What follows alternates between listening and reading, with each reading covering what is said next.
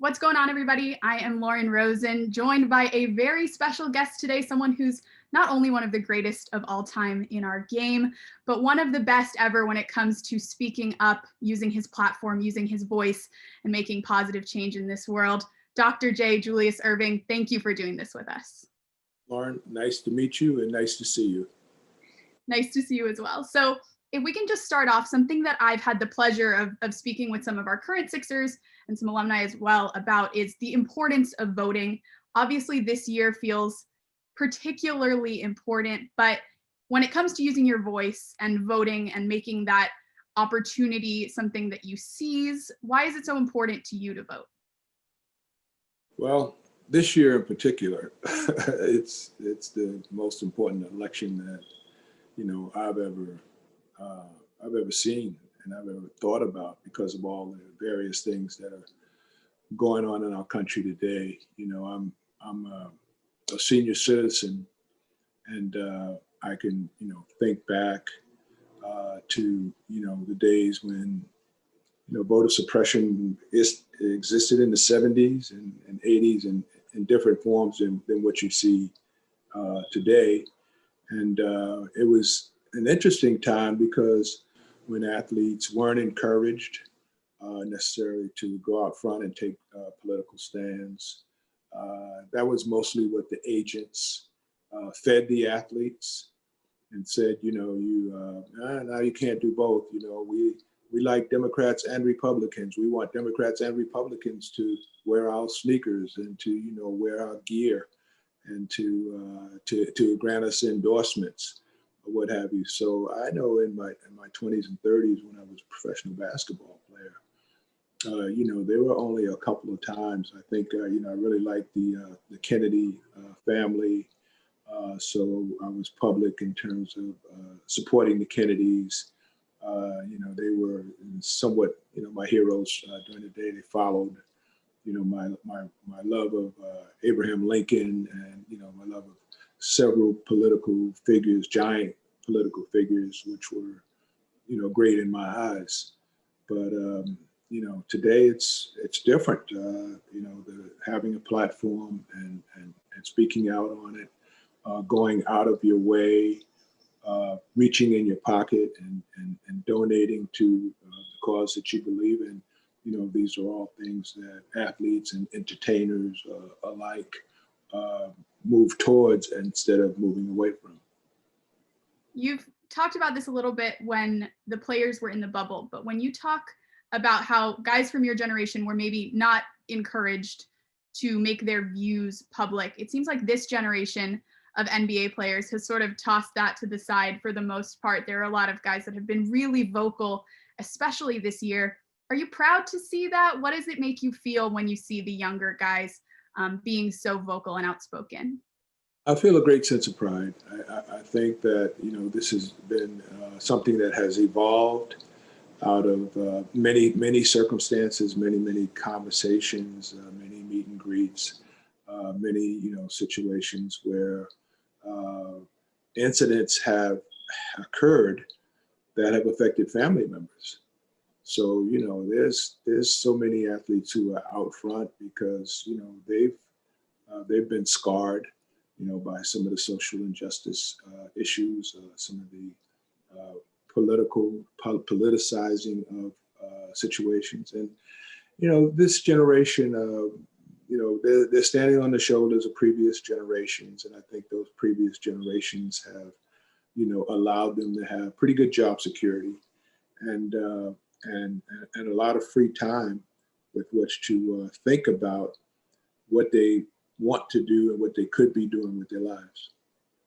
One of the Sixers who's been pretty outspoken is Matisse Thybulle, and I had the pleasure of going to vote with him and some of our other Sixers staffers this weekend. And something we discussed was how important it is to step into the booth educated and just make sure that you do your research on the candidates that you're voting for and the questions on the back of the ballot.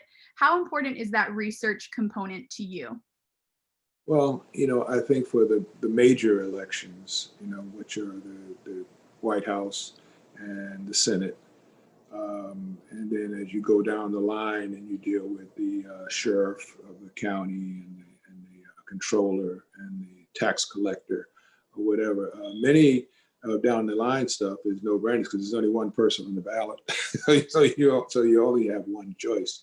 But in terms of the major choices, and I voted yesterday by mail, so I was just kind of happy to, fill out my ballot, and I go over to the post office, and I was going to put it in the mailbox, but the post office was still open. And when they saw me come up, they're like, hey doc, whatever. So one guy, he comes out and he looks at it and whatever. He said, I'm going to take special care of this and make sure it gets to where it's supposed to go to.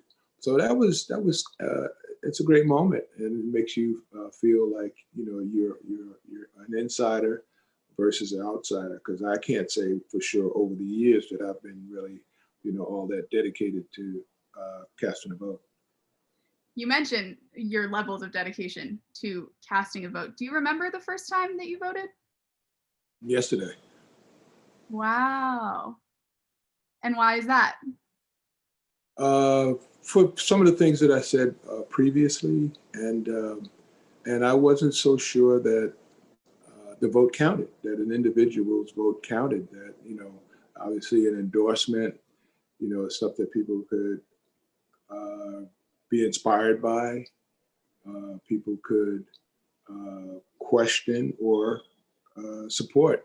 And so my politics were somewhat limited to that, where I would try to be an inspirational force. If I like someone, I just didn't go strictly down the party line or whatever. So, I've been to the White House a number of times for a variety of reasons.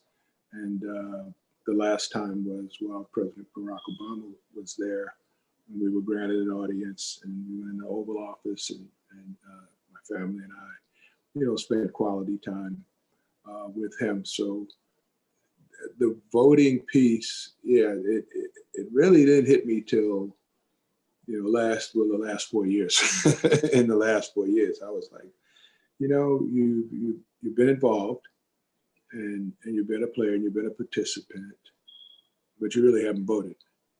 So now we've checked that box. I think you bring up a really unique point, because you have been very vocal and you've been active in the community, and you've made a lot of change and supported some really important figures. But to now sort of level with everybody else, maybe people that don't have as much influence or pull in the world the way that you do, and just vote and just make sure that your voice counts the same way as every single one of them. How does that make you feel, to sort of be a part of things on a high level, but then also boil it down and do what everybody else is doing? Yeah. I think it's, being at one with the masses. And, if you think about the forefathers in this country, and, the goal was to unite, to be the United States of America, to, be everybody to be, on a common level with common goals and common opportunities.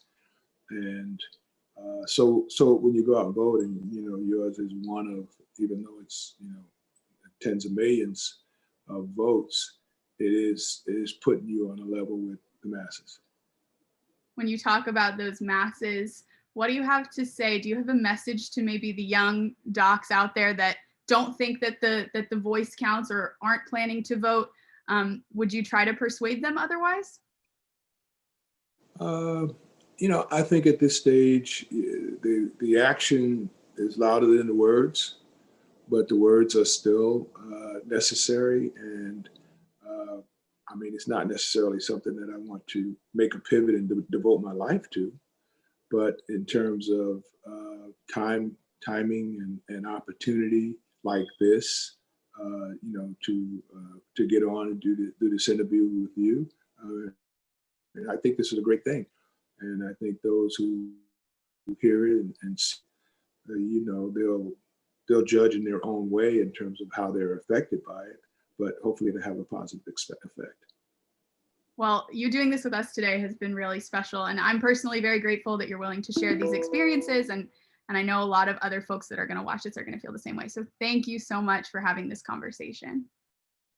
Well, you're welcome, Lauren. It was enjoyable. Thank you.